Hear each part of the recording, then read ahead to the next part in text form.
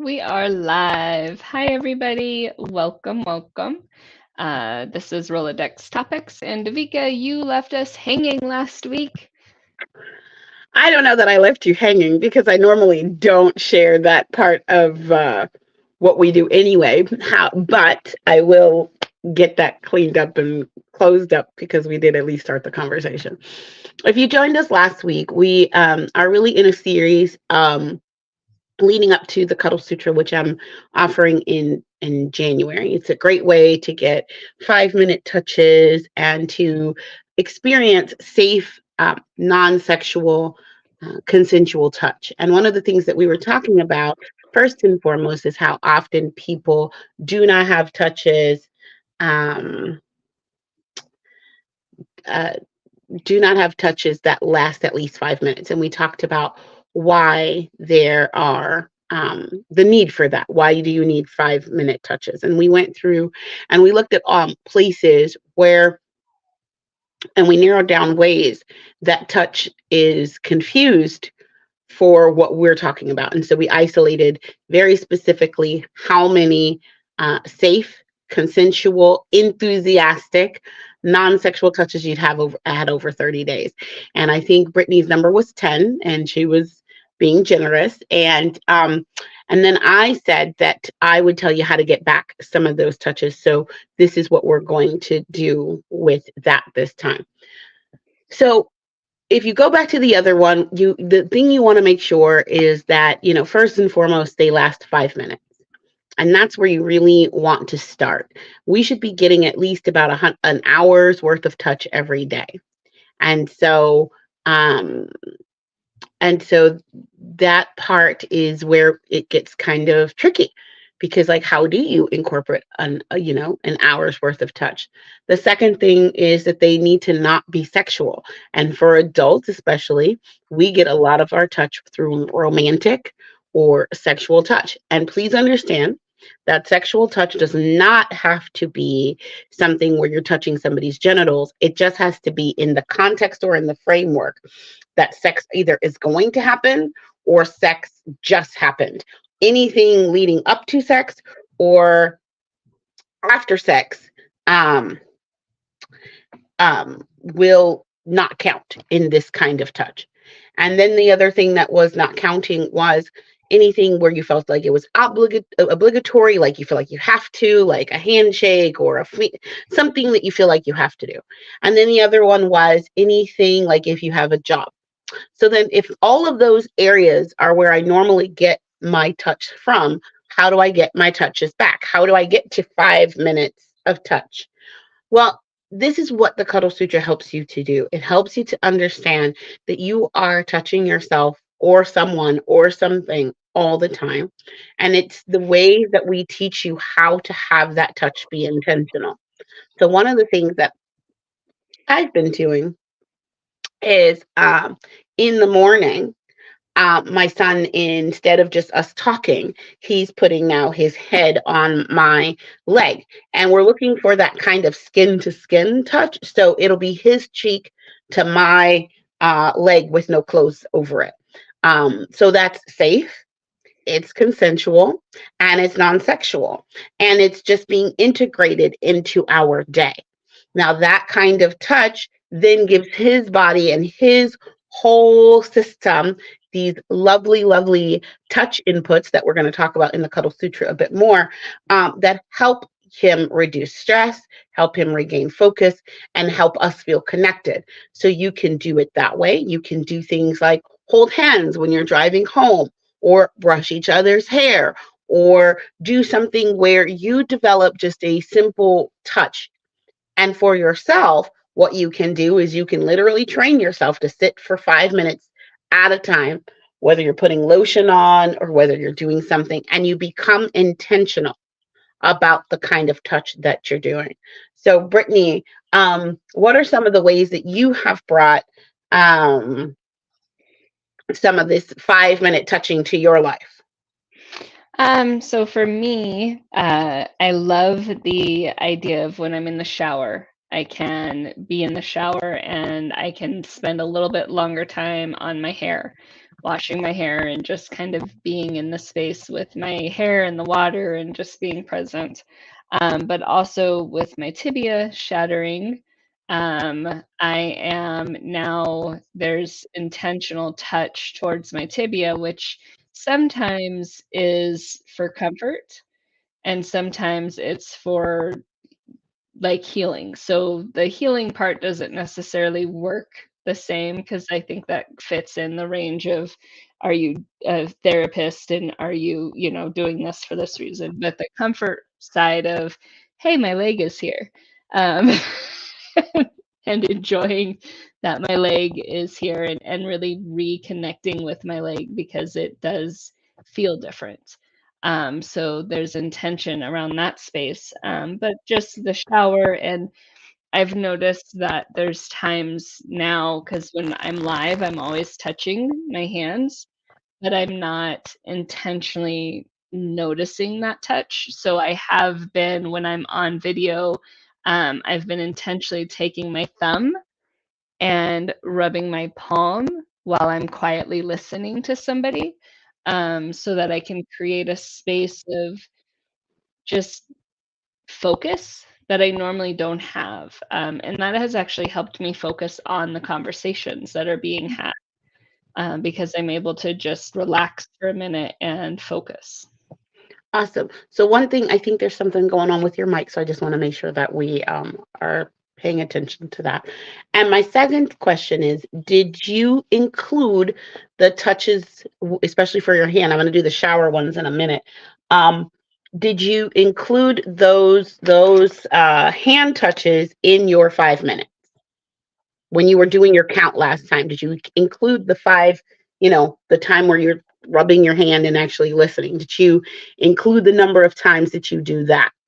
So this is actually new from last week Mm-hmm. because I realized that I do it, but I don't intentionally do it. Got it. And I wanted to input that intentionality. Awesome. And in my count last week, I had said that I know my number after and I know my number before. Because so my number with the showering and with and with some other spaces, my number is at about, I want to say I'm probably at about 20 now, Yeah. which is good. Well, and this is one of the two things. So I want to go back to the shower because I want people to understand that it has to be a particular type of touch. And I'm going to get to one where people are like blah blah blah blah blah, and I want to get to that one because it's back here in the background. I can hear it. When you're in the shower, is it the water that's touching you, or is it like you touching you and you touching your skin? Yeah, when I'm doing like I've started to do more scalp. Okay. So And that's been for years since you started to bring that up. I'll do more scalp touch. okay, cool. Because I want to be clear. We are talking about skin to skin, safe and non-sexual touch. So for all the people who are like, well, what about my kitty? Or what about my dog? Or what about that does not count.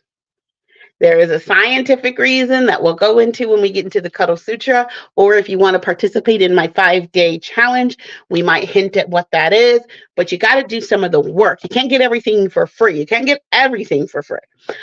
So that doesn't count. Cats are nice, dogs are nice, we love them, they love us, but that's not the kind of touch that we're talking about. Okay? But what I want you to know is that, just like Brittany said, it's very easy to start to incorporate the mindfulness. My son and I started incorporating the mindfulness since our last call. So he'll have me, instead of him brushing his hair, I'll brush his hair while we're talking like that.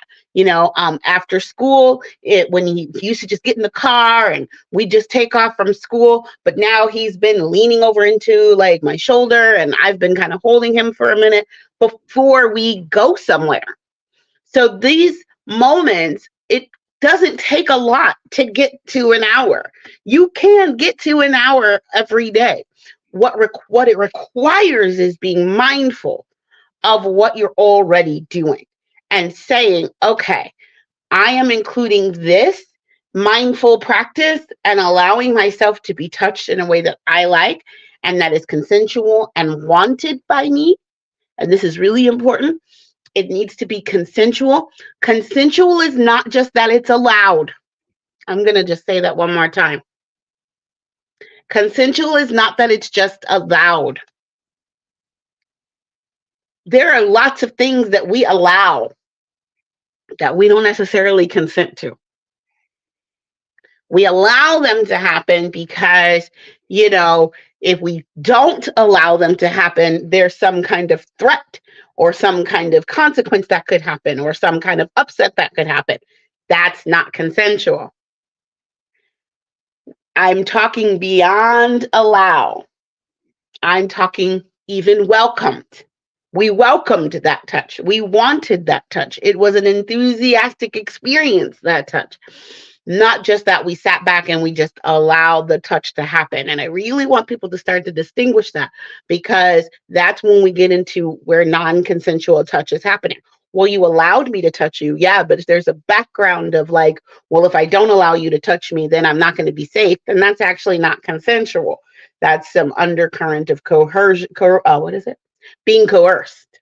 Okay. So I really want people to understand that consensual really does include wanted. It really does include requested. It really does include intentional and non-sexual. Again, if you touch my feet,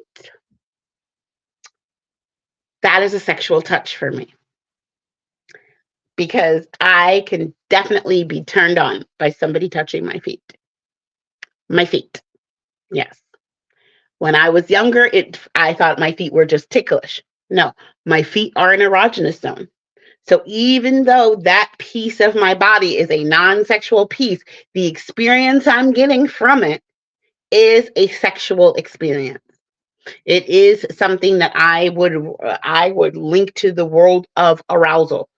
Now, that's not to say that if you get aroused by the touch, there's something wrong with you. You might get aroused by the touch. But then you need to interrupt it and only allow the arousal to be there without it proceeding to something else that's going to involve actual sexual contact. So I just really want to break that up. And then, like I said, we're going to be doing a 5-day challenge. And in the 5-day challenge, we're going to be taking you through, how do you think about touch? What do you know about touch? What don't you know about touch? Because a lot of people don't know a lot about touch. Then we're going to be looking at what possibilities you could create, like, for Brittany to increase her touch. That's a possibility. She said, oh, I'm going to be mindful. I'm going to bring mindfulness to my touching. That is a possibility. For me, since last week, I've created the possibility of having more touches with my son. So a possibility doesn't have to be this huge thing. It can just be like this little thing. And then we're going to work on the actions that it takes to fulfill the possibility that you created. So, Brittany, last week you got really related. You did the first 3 steps of the challenge. And you got really related. You figured out what was you figured out what you were present to and what might be missing. You figured out your mindfulness, like, oh, there's a lack of mindfulness there. And then you created the possibility of more mindfulness. And then you said, so the intentionality when you're touching your hand is an action that you took. So you've done those 3. Now I'm going to give you a little bit on the 4th day of the challenge. What opportunities do you see for you to continue to bring that mindfulness that you just created? What opportunities do you see? I see earlier my coach, Eileen, went through and made me breathe because I don't breathe. We know this. Thank you, Eileen. So new reality.me, great space to be. But she reminded me that I don't breathe. And so I was also thinking about that and how stepping away to make myself breathe, because if I'm here, I'm not going to. But stepping away in that time, I can mindfully add touch while I'm counting my breathing, do something intentional with touch. But then also by stepping away, I can create more time for touch as well. That's intentional. Awesome. So we've given you an example of the first 4. And then the last day of the challenge is we're going to just keep that a secret, but you're going to want to really participate. The challenge is going to be free. I'm working on it this afternoon. I will roll it out and give it to Brittany. And it's going to just create a clearing for you to participate in a 5-day challenge between, you can pick whatever day you want to start. And it's just going to go for 5 days. You'll get a little drop in from me, give me little questions from me. And then that will prepare you for the actual Cuddle Sutra that's happening in January. And then I'll also, if you complete the challenge, I'll give you a discount. What's also happening is through the partnership with one of my friends who makes homemade candles, homemade body sprays, homemade body butters. She's actually giving away a $50 value set because she's just like, I love what you're doing. And so she's created labels. I don't know if you saw the labels, Brittany. She created brand new labels and did all kinds of stuff. So you really do want to participate with us. You do want to, where's the barcodes? Nope, wrong side. I don't know. You really do want to start booking because the seating is filling up. Usually at most I have about 10 to 15 people in the Cuddle Sutra. I've got at least 6 right now. And so the seats are filling up. And this is a great opportunity to really do this kind of work. So Brittany, thanks for letting me focus on this. We've got one more in this Cuddle Sutra series before we take the break for the holidays. And I really want people to get, this is not hard. Having safe, consensual touch an hour of day by you or someone else, it's not hard, but it is healthy. It will make a difference and it can transform your life. So thank you, Brittany. And I think we're at the bottom of the hour. So anything from you before we go? No, I loved that. And Sophia, thank you so much for joining us. Everybody can go check her out at the Holistic Concierge. I appreciate everybody for watching and have a great day, everybody. Book with us. Okay, but you pointed wrong.